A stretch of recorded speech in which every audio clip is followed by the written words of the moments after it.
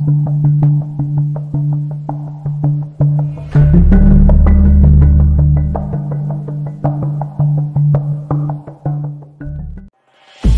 खुली तो आंगन में धूप भरी हुई थी। नौकर आगे पीछे फिरने लगे।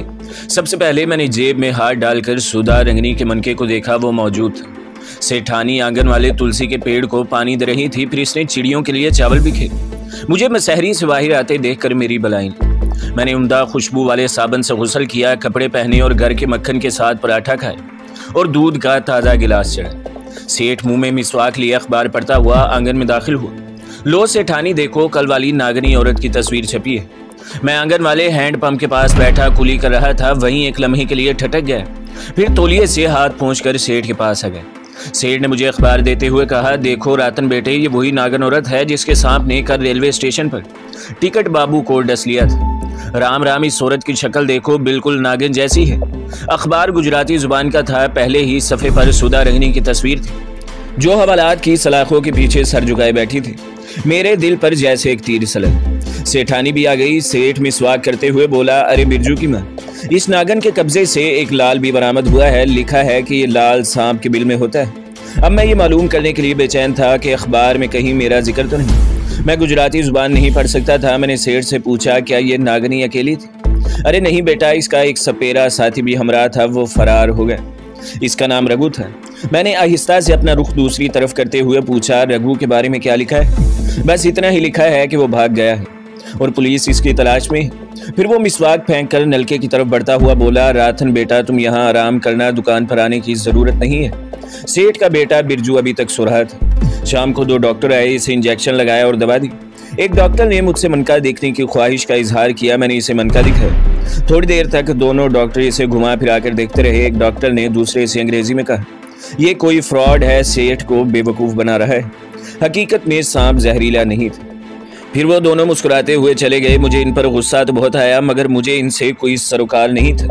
गुजराती अखबार की इस खबर ने मुझे परेशान कर दिया था कि सुधा हवालात में बंद है और पुलिस इसके साथी को शहर में तलाश कर रही है। सेठ जीप में बैठकर अपनी दुकान पर चला गया तो मैंने एक गुजराती नौकर से अखबार की खबर दोबारा पढ़वा कर सुनी। सुधा रंगनी का एक जुर्म तो ये था कि इसने टिकट कलेक्टर पर सांप फेंक कर इसे हलाक करवाया, और दूसरा जुर्म यह था कि इससे एक बेशकीमत लाल बरामद हुआ था, जो वो कर्नाटक के सरकारी अजायब घर से चुरा कर ला रही थी। ये सरीहन नाइंसाफी थी, मगर मैं सुधा रंगनी की कोई मदद नहीं कर सकता था। मुझे खुद अपनी फिक्र पड़ गई थी। सुधा रंगनी से पुलिस ने मेरा पूरा हुलिया मालूम कर लिया था और ये सारा हुलिया अखबार में दर्ज था। वो तो मेरी खुशकिस्मती थी कि हवेली के लोगों की आंखों पर मेरे एहसानात का पर्दा पड़ा हुआ था। इलावा अजीम, मैंने गुसल खाने में जाकर शेव बनाते वक्त अपनी मूंछों को कुतर कर बहुत छोटा कर लिया था, जो काफ़ी बढ़ गई थी। अब मैं यहाँ से 9-2-11 हो जाना चाहता था। इतनी मालूमात मैंने नौकर से हासिल कर ली थी कि बड़ौदा से अहमदाबाद को बस से भी जाती है, माल लेकर ट्रक भी जाते हैं और माल बरदार ट्रक रात को चलते हैं, जो अगले रोज़ दोपहर को अहमदाबाद पहुँच जाते हैं। इसके लिए मुझे रकम की ज़रूरत थी। सेठानी से रकम वसूल करना कोई ज़्यादा दिक्कत तलब काम नहीं था। दोपहर के खाने के बाद मैंने ड्रामा शुरू कर दिया। पहले उदास हुआ, फिर आंखों में आंसू भर लाए। सेठानी मेरे सामने बैठी, मुझे पंखा झल रही थी। वो बेचारी नेक औरत परेशान हो गई। मैंने इसे बताया कि तरचनापुली में मेरी माँ सख्त बीमार है, मैं इसके इलाज के लिए पैसे कमाने आया था। खबर नहीं वो जिंदा भी होगी या नहीं। सेठानी ने कहा, बेटा राथन, तुम क्यों रोते हो? मैं तुम्हारी माता जी को रुपया भेज देती हूँ, वो अपना इलाज करवा लेंगे। मैंने आंसू पोंछकर कहा, माता जी वहाँ अकेली हैं, इनके पास कोई नहीं है। अगर आप मुझे पैसे दे दें तो मैं इन्हें देकर आ जाऊँगा। सेठानी ने पंखा हाथ से रख दिया और साड़ी के पल्लू से चाबियों का गुच्छा खोलते हुए बोली, कितने पैसे चाहिए तुम्हें बेटा रथ? मैंने बड़ौदा से अहमदाबाद, फिर अहमदाबाद से उदयपुर और वहाँ से आगे पाकिस्तान तक अपने अखराजात का मोटा मोटा हिसाब जहन में लगाया और कहा, बस सेठानी जी, आप मुझे 1000 रुपये दे दें, मैं वापस आकर आपकी एक एक पाई चुका दूँ। अरे बेटा, इसकी ज़रूरत नहीं, तुम भी तो मेरे बिरजू, मैं अभी लाती हूँ। नेक दिल सेठानी 100 रुपये के 10 नोट रुमाल में लपेट कर ले आई और मुझे देकर कहा, बेटा राथन, मुझे ये वापस नहीं चाहिए, तुम वापस आ जाना, तुम ही मेरे घर की लक्ष्मी हो। मैंने हाथ जोड़कर नमस्कार किया और कहा, भगवान ने चाहा तो जल्द वापस आ जाऊंगा। फिर मैं वहाँ से निकला तो पीछे मुड़कर भी नहीं देखा। इस मजाफाती बस्ती में तरकारियों के खेतों में से जो सड़क शहर की तरफ जाती थी, इस पर होता हुआ एक बस स्टॉप पर आ गया। यहाँ लोगों से पूछता पुछाता इस अड्डे पर पहुंचा जहाँ से बसें अहमदाबाद को जाती थी। जिस तरह हिंदुस्तान के हर शहर में लारियों के अड्डों पर रश होता है, यहाँ भी था। पहले ख्याल आया कि रात को कोई माल बरदार ट्रक पकड़ूं, फिर सोचा कि इतनी एहतियात कहीं किसी मुसीबत में ना फंसा दे। खुदा पर भरोसा करके अहमदाबाद शहर का एक टिकट खरीदा और बस में सवार हो गए। बस मुसाफिरों से भरी हुई थी। इस बस को दूसरे रोज सुबह अहमदाबाद पहुंचना था। बस बड़ौदा के मज़ाफ़ात से निकलकर हरे भरे खेतों, आम पपीतों के बागों और नदी नालों को अबूर करती अपनी मंजिल की तरफ बढ़ी चली जा रही थी। मैंने मुसाफिरों का गहरी नज़र से जायजा लिया। मुझे बस में कोई भी CID का आदमी दिखाई नहीं दे रहा था। मेरी तजर्बाकार कमांडो निगाहें मुझे यही बता रही थी।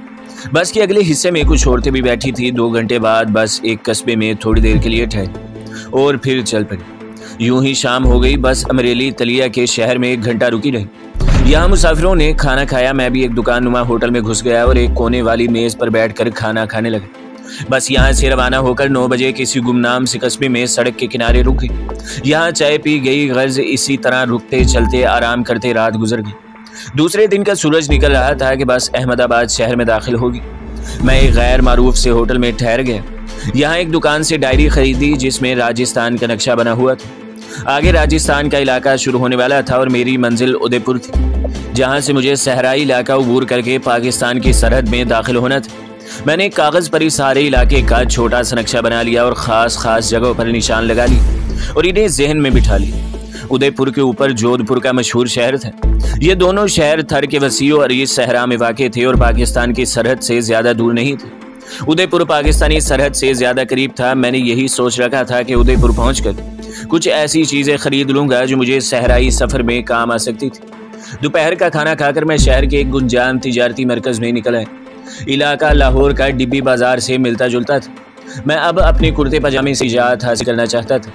चुनाचे एक दुकान से मैल खुरे रंग की जीन्स, इसी कलर की एक जैकेट और जॉगिंग शूज़ खरीदे। अहमदाबाद से ये चीज़ें ज़्यादा बेहतर मिलती थी। बाकी चीज़ों की खरीद मैंने उदयपुर पर उठा रखी थी। हाँ, एक खंजर, छोटी सी नोटबुक और सिगरेट लाइटर भी खरीद कर जेब में रख ली।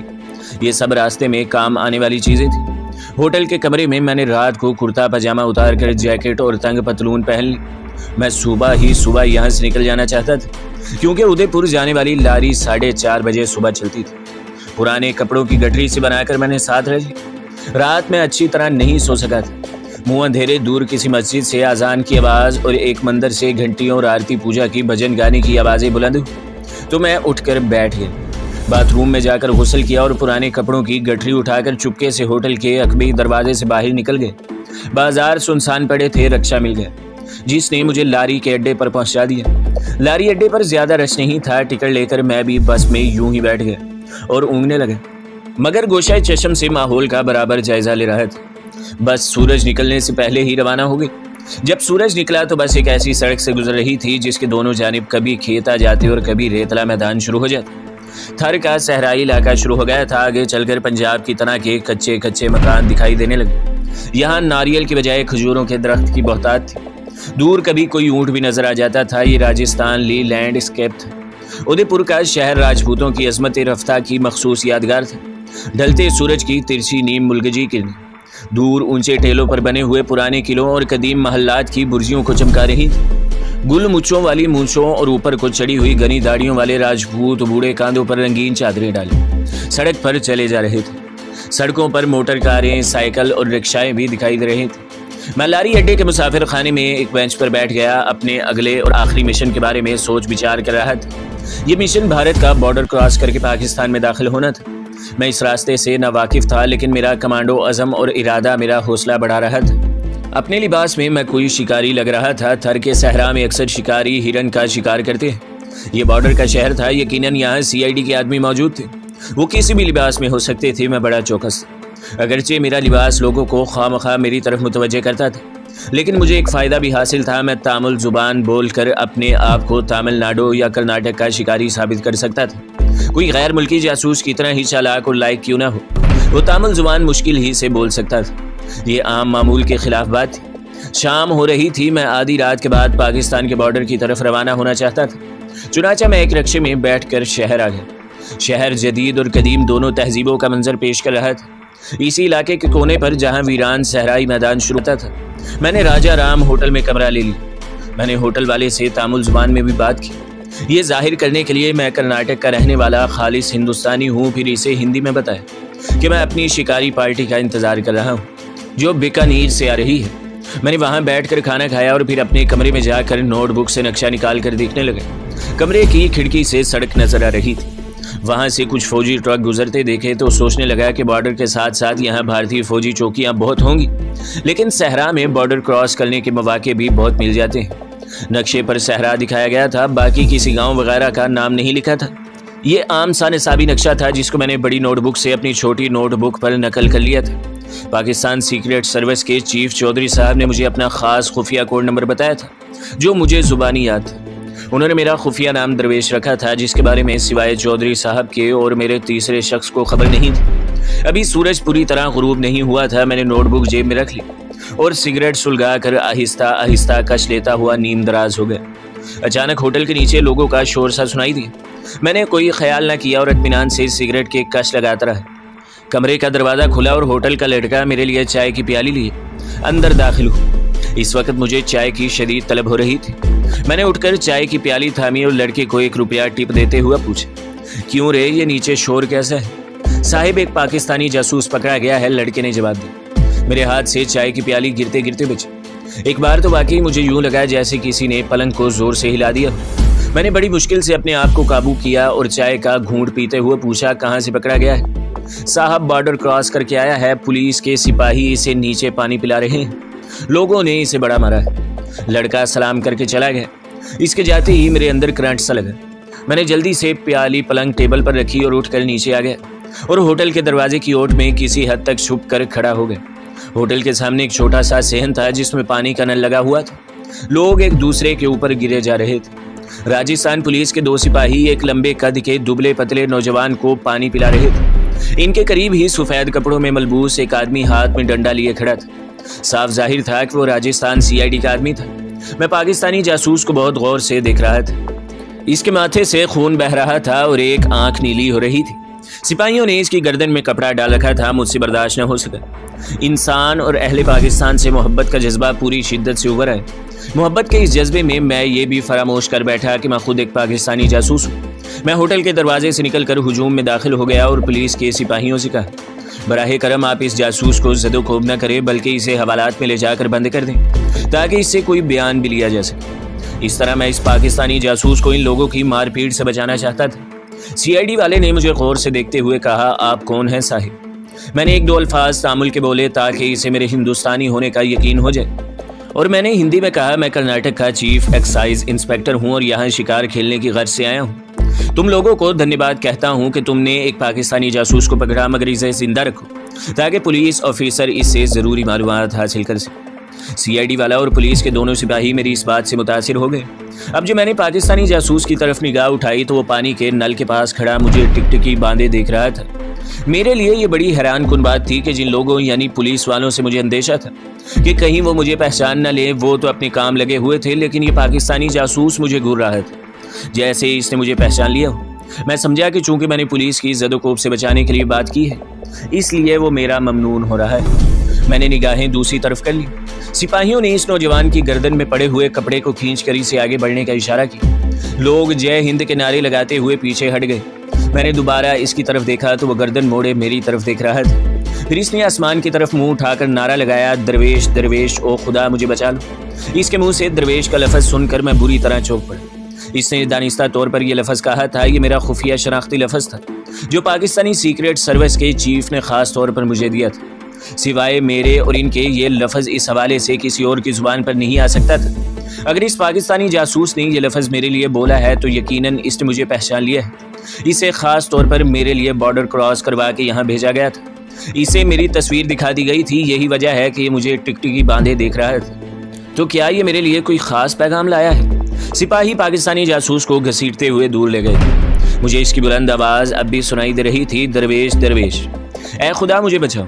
मेरा सारा प्रोग्राम अपसेट हो गया था। अगर मैं एक रात पहले ही बॉर्डर क्रॉस कर जाता तो शायद इस पाकिस्तानी जासूस से कभी मुलाकात न होती। मुझे ये यकीन हो चुका था कि ये शख्स मेरे लिए कोई ख़ास पैगाम लाया है और इसे हिदायत की गई होगी कि मुझे जनूबी हिंद में तलाश करे और वो पैगाम पहुँचे। फिलहाल बॉर्डर क्रॉस करने का सवाल ही पैदा नहीं होता था। मेरे सामने अब इस पाकिस्तानी जासूस से मुलाकात करने और फिर इसे पुलिस की हिरासत से फरार कराने का प्रोग्राम था। मैंने जेब से सिगरेट निकालकर सुलगाई और कुछ फासला रखकर हुजूम के पीछे पीछे चल पड़ा। मैं सड़क पर यूं इधर उधर नजरें डालता गुजर रहा था जैसे कोई सियाह शहर की इमारतों को दिलचस्पी से देख रहा हो। हकीकत में मेरी नजरें हुजूम पर लगी हुई थी। ये इलाका ज्यादा आबादी वाला इलाका नहीं था। उदयपुर इतना बड़ा शहर भी नहीं था जैसे राजस्थान के दूसरे शहर मसलन जयपुर, जोधपुर, अजमेर शरीफ और बीकानेर वगैरह थे। वैसे भी ये इस ऊंचे टीले और रेतले मैदान में फैले हुए शहर का मगरिबी किनारा था। थाना करीब ही था। वहां पहुंचकर हुजूम मुंतशिर हो गया। मैंने दूर से थाने की इमारत को बगौर देखा और अपने होटल में वापस आ गया। अब मेरा लाया अमल बिल्कुल तब्दील हो चुका था। कहाँ मैं रात को बॉर्डर क्रॉस करने की तफसीलात तैयार कर रहा था और कहाँ अब इस फिक्र में गलता था कि इस पाकिस्तानी जासूस को वहां से कैसे निकाला जाए। इस ज़मन में सबसे अहम बात यह थी कि पाकिस्तानी जासूस से कैसे मुलाकात की जाए। पुलिस वालों से मैं अपना तारुफ बतौर एक्साइज इंस्पेक्टर करा चुका था। अगरचे इस तरह खुले बंदों थाने जाने में कुछ खतरात थे, लेकिन ये एक गैर मारूफ सा इलाका था और थाना भी छोटा सा था। यहाँ मैं ये खतरा मोल ले सकता था। ऊपर से शाम हो रही थी। सहराई इलाका होने की वजह से सूरज की नारंगी रोशनी अभी स्याही में तब्दील नहीं हुई थी। समंदर और सहराओं में गुरूब होते सूरज की रोशनी बड़ी देर तक रहती है। मुझे शाम का अंधेरा फैलने का इंतजार था। मैं दिन की रोशनी में थाने नहीं जाना चाहता था। एक बात पर मुझे बड़ी हैरानी थी कि वो नौजवान बॉर्डर पर पकड़ा गया था, लेकिन इसके साथ इंडियन बॉर्डर फोर्स का कोई सिपाही नहीं आया था। ये भी हो सकता था कि बॉर्डर से आगे किसी राजस्थानी गांव में सीआईडी वाले ने पकड़ा हो, क्योंकि बॉर्डर के देहात में सीआईडी वाले अक्सर फिरते रहते हैं और जूं ही सूरज दिखाई दे इसके पीछे लग जाते हैं। जब शाम का अंधेरा गहरा हो गया और बाजारों और मकानों में बत्तियां रोशन हो गई तो मैंने बाजार से मिठाई का डब्बा खरीदा और सीधा थाने पहुंच गया। नीची छत वाले थाने की पुरानी मेज के पीछे थानेदार बैठा था और इंदराज कर रहा था। एक सिपाही सामने दालान वाली हवालात के बाहर राइफल लिए पहरा दे रहा था। 2 सिपाही बाहर थाने के सामने बैठे थे। ये वही सिपाही थे जो पाकिस्तानी जासूस के साथ थे। मैंने जाते ही हाथ जोड़कर नमस्कार किया और मिठाई का डब्बा इसकी तरफ बढ़ाते हुए कहा, महाशय जी, मैं पाकिस्तानी जासूस को पकड़ने पर इसका धन्यवाद देता हूँ और इसी खुशी में ये मिठाई लाया। महाराज, आपने तो कमाल कर दिखाए। ये कमीने पाकिस्तानी जासूस तो हमारे भारत देश के सबसे बड़े दुश्मन हैं। थानेदार की राजपूतों जैसी मूंछें थी। इसने ऐनक उतार कर मुझे देखा। सिपाही मुझे पहचान कर बोला, ठाकर, ये कर्नाटक के एक इंस्पेक्टर है। मैंने कुर्सी पर बैठते हुए मुस्कुराकर कहा, मेरा नाम राथन चंद्रन है। मैं विजयवाड़ा में आजकल एक्साइज इंस्पेक्टर हूँ। यहाँ अपनी पार्टी के साथ हिरन का शिकार खेलने आया हूँ। मेरी पार्टी 1-2 रोज में जयपुर से यहाँ पहुँचने वाली है। ये मिठाई स्वीकार कीजिए। थानेदार ने मुझसे हाथ मिलाया और मिठाई का डब्बा अपने आगे कर लिया। वो मेरा शुक्र अदा करने लगा। मैंने हवालात की तरफ इशारा करके कहा, यह बड़ा खतरनाक जासूस लगता है, इसकी कड़ी हिफाजत करें, कहीं फरार न हो जाए। हवालात के अंदर एक मदम बल्ब रोशन था। मैंने साफ देख लिया था कि वो पाकिस्तानी जासूस मेरी आमद से बाखबर हो चुका था। वो दीवार से टेक लगाए बैठा मेरी तरफ देख रहा था। थानेदार बोला, चंद्रन जी, ये उदयपुर का गरबी थाना है। यहाँ हवालात के अंदर से चिड़िया भी बाहर नहीं निकल सकती। आप शांत रहें। परसों बॉर्डर फोर्स का कैप्टन आकर इसे जयपुर ले जाएगा। ये मालूमात भी मेरे लिए बड़ी अहम थी कि परसों पाकिस्तानी जासूस को यहाँ से जयपुर भेज दिया जाएगा। मैंने जेब से कीमती सिगरेट निकालकर थानेदार को पेश किया। सिपाहियों को भी सिगरेट पेश किए और इसे सिलगाते हुए बोले, मैंने विजयवाड़ा के किसी अखबार में पढ़ा था कि इन दिनों हमारी ज़मीन पर दुश्मन मुल्क के जासूसों की सरगर्मियां बहुत तेज़ हो गई। आपने इस जासूस को पकड़कर भारत माता का सम्मान बढ़ाया है। थानेदार सिगरेट का कश लगाकर बोला, महाराज, हमारी सीआईडी बॉर्डर के गांव में मौजूद है। ये तो हमारे आदमी को जल देकर निकल जाता, मगर इसकी तलाशी ली गई तो जेब से कागज का एक पुर्जा बरामद हुआ जिस पर 3 हिंसों का एक नंबर लिखा था। थानेदार ने दराज में से एक किताब निकाली और इसमें कागज का वो पुर्जा निकाल कर मुझे दिखाया। इसे पढ़ते ही मेरे जिस्म में एक सर्द सी लहर दौड़ गई। 3 अंग्रेजी हिंसों वाला ये नंबर कोड वही था जो पाकिस्तान सीक्रेट सर्विस के चीफ ने मुझे ये कहकर बताया था कि ये मेरा खास और इंतहाई खुफिया नंबर है। इसने मुझे ये नंबर याद कर लेने को कहा था, अपने पास लिख कर रखने को मना किया था। ये पाकिस्तानी जासूस अभी अनाड़ी था। इसने इस नंबर को लिख कर रखने की अपनी ज़िंदगी की सबसे बड़ी हमाकत की थी। अब इसमें तो कोई शक व शुबे की गुंजाइश ही नहीं रही थी कि ये पाकिस्तानी जासूस था और चौधरी साहब की जानिब से मेरे लिए कोई ख़ास पैगाम लाया था। मैंने कागज़ का पुर्जा थानेदार के हवाले करते हुए कहा, ठाकर जी, ये ज़रूर इसका कोई ख़ास नंबर होगा। इससे उगलवाएं कि इसके दूसरे साथी कहाँ हैं और ये हमारी पवित्र धरती पर क्या करने आया है। थानेदार ने कागज़ का पुर्जा किताब में रखकर किताब मेज़ की दराज में डाल दी और मेरे लिए चाय का ऑर्डर दिया। मेरा मकसद हल हो चुका था। वैसे भी मैं वहाँ ज़्यादा देर नहीं ठहरना चाहता था। कुछ भी हो सकता था। मैंने उठते हुए मुस्कुराकर थानेदार से कहा, ठाकर जी, चाय आप पर उधार रही। आप मेरे यहाँ आकर चाय पीजिए ना। थानेदार भी उठ खड़ा हुआ। आप उदयपुर में कितने दिन है महाराज? परसों मेरी पार्टी आ जाएगी, फिर आगे शिकार को निकल जाएंगे। आप विष्णु तो नहीं है? जी नहीं, मैं विष्णु नहीं, राजपूत आर्या समाजी हूँ। तो फिर ठीक है, आपको शिकार का मांस खिलाएंगे। तो दोस्तों, अगली किस्त देखने के लिए हमारे चैनल को सब्सक्राइब करें, वीडियो को लाइक करें और बेल के आइकॉन को भी दबा दें, ताकि हर जो आने वाली वीडियो है वो आपको सबसे पहले मिलती रहे।